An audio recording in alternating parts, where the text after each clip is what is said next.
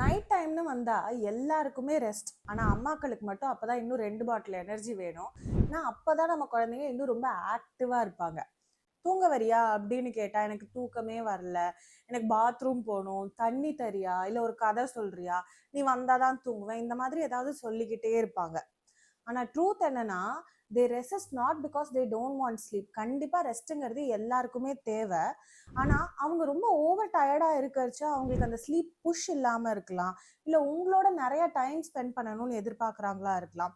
R everyday நீங்களே அவங்கள தூங்க வச்சு பழக்கினதுனால, அவங்க நீங்க வந்தா தான் தூங்குவேன் அப்படின்னு எதிர்பார்க்கறாங்களா இருக்கும். இதுக்கான பிராக்டிகல் சொல்யூஷன் என்ன? எவ்ரிடே ஒரு ஃபிக்ஸ்ட் டைம் ஃபார் ஸ்லீப் அப்படின்னு வச்சுக்கணும். அண்ட் அந்த ஸ்லீப் டைம் ஒரு 9 பிஎம் இருக்குன்னா 7:30லேருந்தே we have to calmly wind them down. அதாவது ஆக்டிவ் பிளே இருக்கக்கூடாது, ஸ்க்ரீன் டைம் அவாய்ட் பண்ணணும், டிம் லைட்ஸ் யூஸ் பண்ணுறது பெட்டர்.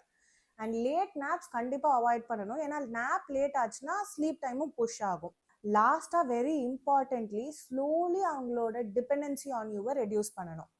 அதாவது இப்போ அவங்கள தோல்ல தட்டி தூங்க வைக்கிறீங்க அப்படின்னா, நீ பெட்ல படுத்துக்கோ, நான் உன்னை தட்டுறேன் அப்படின்னு 1 வீக் பண்ணுங்க. அதுக்கப்புறம் நான் உன் பக்கத்துல தான் தூங்குறேன், கை மட்டும் வச்சுக்கிறேன், நீ அப்படியே தூங்கு, தட்டுறதை நிறுத்திட்டு.